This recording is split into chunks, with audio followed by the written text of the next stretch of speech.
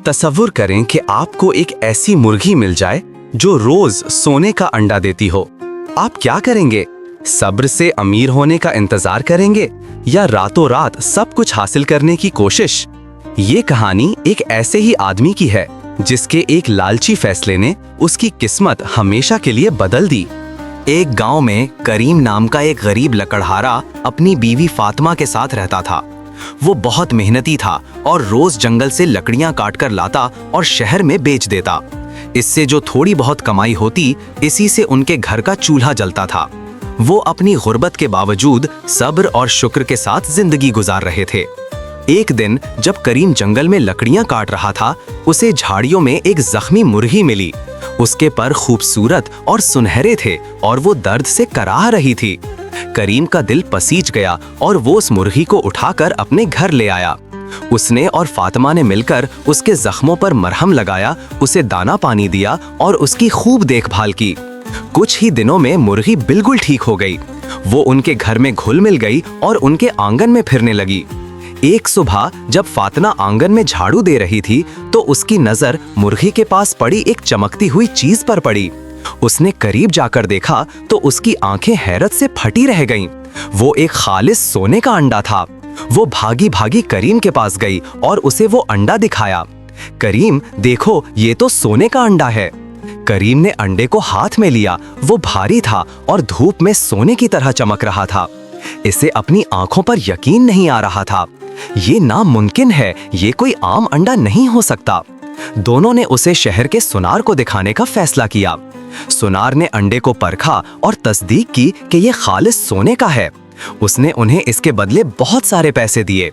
करीम और फातिमा की खुशी का कोई ठिकाना ना रहा। उस दिन उन्होंने बरसों बाद पेट भरकर खाना खाया और अपने लिए नए कपड़े खरीदे। अब हर सुबह वो मुर्गी एक सोने का अंडा देती। आहिस्ता आहिस्ता उनकी गुर्बत दूर होने लगी। उन्होंने अपना कच्चा मकान पक्का करवा लिया, अच्छे कपड़े पहनने लगे और अच्छा खाना खाने लगे। गांव वाले उनकी बदलती किस्मत पर हैरान थे। करीम और फातिमा हर रोज अल्लाह का शुक्र अदा करते जिसने उन पर ये रहमत नाजिल की थी।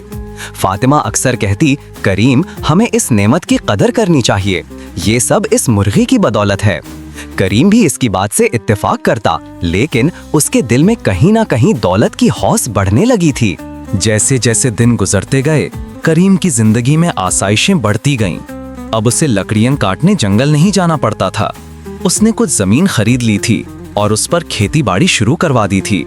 लेकिन दौलत के साथ साथ उसके दिल में लालच भी बढ़ता जा रहा था। एक सोने का अंडा रोजाना उसे अब कम लगने लगा था।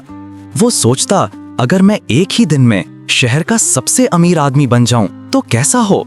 रोज रोज एक अंडे का इंतजार क्यों करूं? इसके जहन में ये ख्याल घर करने लगा कि इस मुर्गी के पेट में जरूर सोने के अंडों का खजाना छुपा है।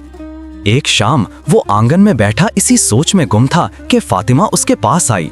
क्या बात है, आप कुछ दिनों से बहुत परेशान नजर आ रहे हैं। करीम ने झुंझला कर कहा, मैं परेशान नहीं, बस सोच रहा हूँ, ये मुर्गी रोज सिर्फ एक अंडा क्यों देती है? इसके पेट में तो सैकड़ों अंडे होंगे। अगर हम वो सारे अंडे एक साथ निकाल लें तो हम रातों रात बादशाहों जैसी जिंदगी गुजार सकते हैं। फातिमा ये सुनकर घबरा गई। ऐसा मत सोचें, ये कैसी लालच है? इसी मुर्गी की वजह से हमारी गुर्बत दूर हुई है। हमें सब्र और शुक्र से काम लेना चाहिए। अगर हमने इसे कोई नुकसान पहुंचाया तो शायद ये नेमत हमसे छिन जाए। लेकिन करीम के सर पर तो दौलत का भूत सवार था। उसने फातिमा की बात को अनसुना कर दिया। तुम औरत जात हो, तुम क्या जानो? मैं जो करूंगा हमारी भलाई के लिए ही करूंगा। मैं अब मजीद इंतजार नहीं कर सकता। उनके दरमियान बहस बढ़ गई। फातिमा उसे समझाती रही, देखें, लालच बुरी बला है। जो मिल रहा है उस पर खुश रहना सीखें। जल्दबाजी में कहीं हम ये सब कुछ ना गवा बैठें। करीम गुस्से से उठ खड़ा हुआ। बस, मैंने फैसला कर लिया है। कल सुबह मैं इस मुर्गी को ज़बह करके इसके पेट से सारे अंडे निकाल लूंगा। फातिमा रोती रह गई, उसकी मिन्नतें करती रही, लेकिन करीम ने एक ना सुनी। इस रात उसे नींद नहीं आई। वो बस सुबह होने का और अमीर बनने के ख्वाब देखता रहा। अगली सुबह सूरज निकलने से पहले ही करीम उठ गया। उसने एक तेज छुरी ली और मुर्गी के डरबे की तरफ बढ़ा। फातिमा ने उसे रोकने की बहुत कोशिश की। उसके पांव पड़ गईं। खुदा के लिए ऐसा जुल्म ना करें, ये हमारी मोहसिन है। इसने हमें भूख से निकाला है। लालच में आकर अपने पांव पर खुद कुल्हाड़ी मत माने। लेकिन करीम ने उसे एक तरफ धकेल दिया और डरबे का दरवाजा खोला। बेखबर मुर्गी बाहर निकली तो करीम ने उसे पकड़ लिया। मुर्गी खौफ से फड़फड़ाने लगी, लेकिन करीम का दिल पत्थर हो चुका था। उसने आंखें बंद की और छुरी चला दी। फातिमा ने अपनी आंखों पर हाथ रख लिए और सिसकियां लेने लगी। करीम ने जल्दी जल्दी मुर्गी का पेट चाक किया। उसकी आंखें बेताबी से अंदर झांक रही थीं, सोने के अंडों के चमकते हुए खजाने की तलाश में। लेकिन वहां कुछ नहीं था। मुर्गी का पेट किसी भी आम मुर्गी की तरह ही था, जिसमें ना कोई सोना था और ना कोई अंडा। करीम को अपनी आंखों पर यकीन नहीं आया। उसने बार बार पेट को टटोला, लेकिन उसके हाथ मायूसी के सिवा कुछ ना लगा। वो सकते में आ गया।